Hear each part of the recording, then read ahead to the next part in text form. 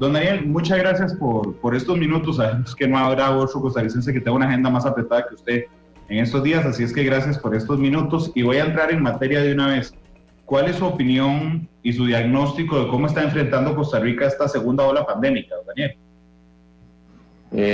Bueno, en realidad los retos son diferentes. Creo que aquí sí se ocupa un compromiso, como lo he indicado, de los sectores que pueden estar más impactados o que tienen un rol, un eje de movilización más fuerte, como son el sector agrícola, eventualmente el sector afín o colateral a esa producción agrícola.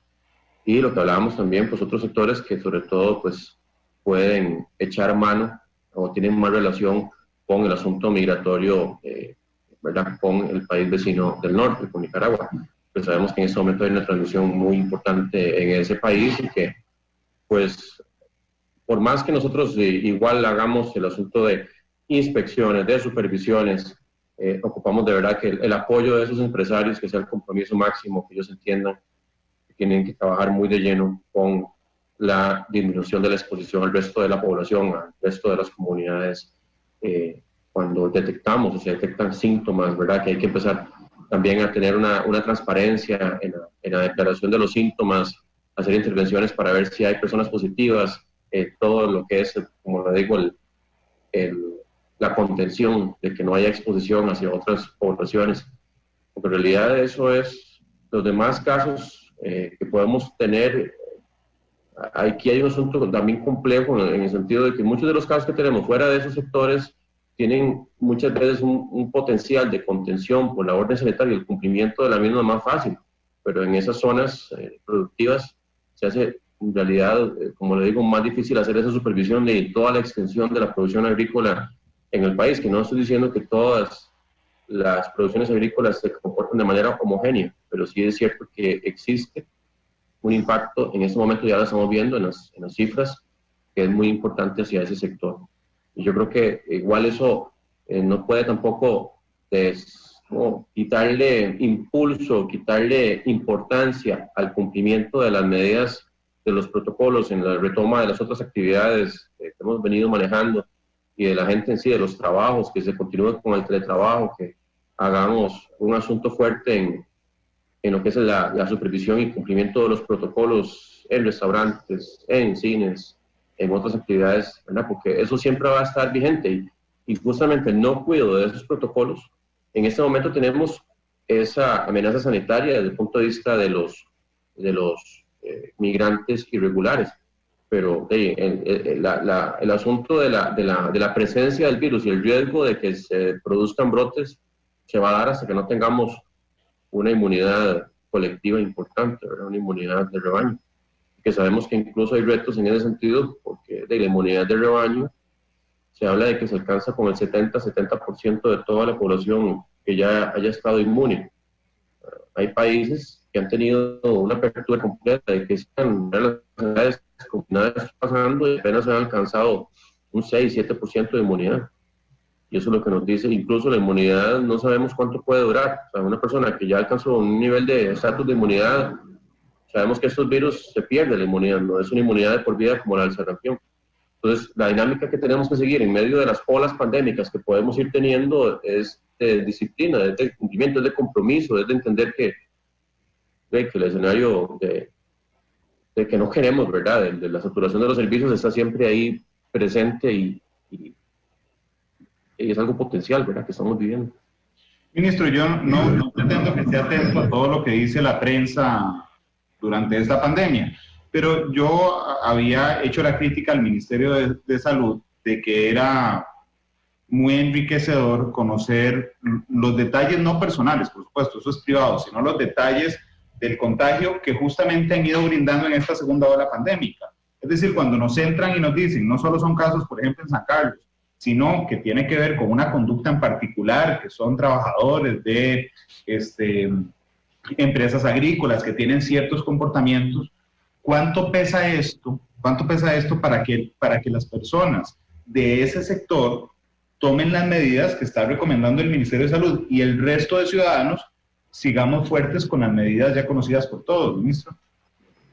Sí, es que Es lo que yo estaba diciendo, Brandon. O sea, el virus, por ejemplo, la transmisión en núcleos familiares se va a seguir dando en relaciones cercanas, ¿verdad? Novios. Eso va a seguir ocurriendo. Y esa es la forma, en realidad, que uno espera que se transmita. Siempre tiene que haber ruptura de burbujas, de alguna forma.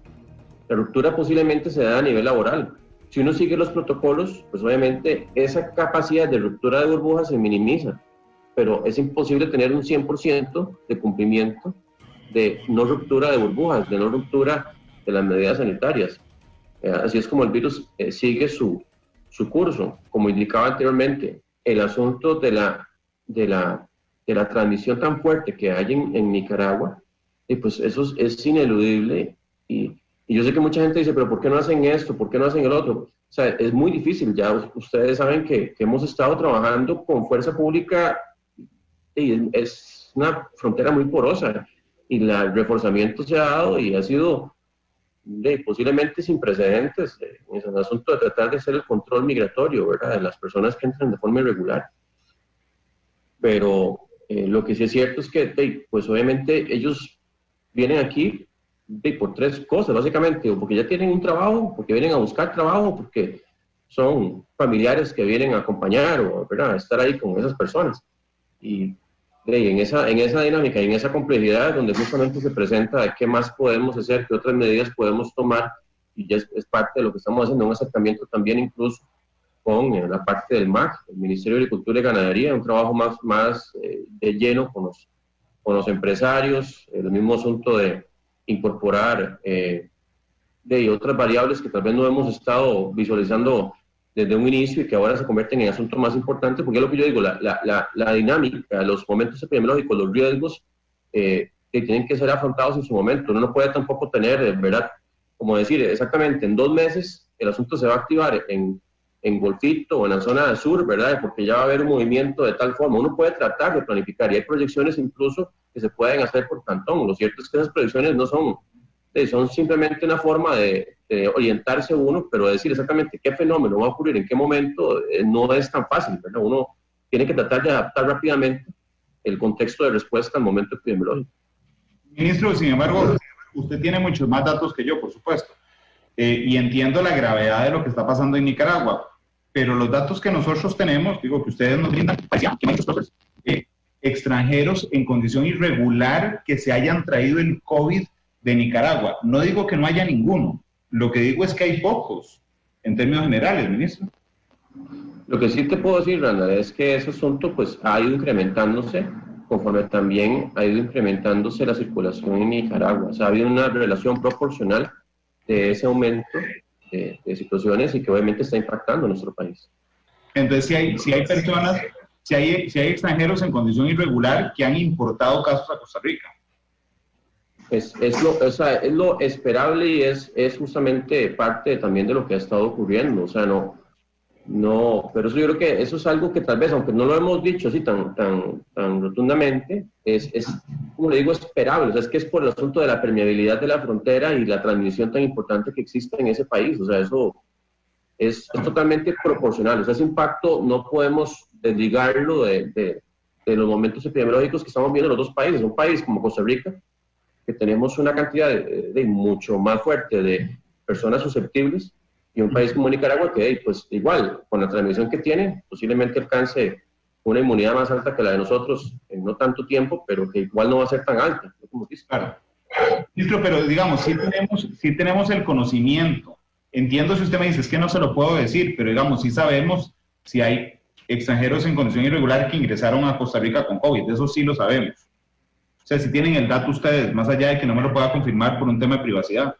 Es que igual, Brandon, con, por ejemplo, malaria, ya eso lo sabemos. O sea, las personas irregulares que ingresan de ese país, donde hay 10.000, 11.000 casos al año, claro que hemos reportado importaciones desde ese país. Igual va a ocurrir con si tenemos una concentración, ¿verdad?, de casos en este lugar, y aquí tenemos mucho menos, y tenemos una frontera muy porosa, es normal que se dé ese comportamiento, o sea, que hayan importaciones de casos. Así como hemos tenido importaciones en un inicio, fue de Estados Unidos, fue de Europa, en este momento es normal que las importaciones justamente se den también por vía terrestre de esas zonas, ¿verdad? Ministro, me quedan 3 preguntas y más o menos 3 minutos porque sé que tiene que ir a una reunión. ¿Están en riesgo la reactivación de actividades en los cantones que están en alerta naranja? Así como lo habían previsto ustedes. Sí. Sí, señor. Eso es parte de no poner a todo el país en el mismo nivel. En un principio hicimos medidas generalizadas para tratar de disminuir la exposición y cortar transmisión en todo el país.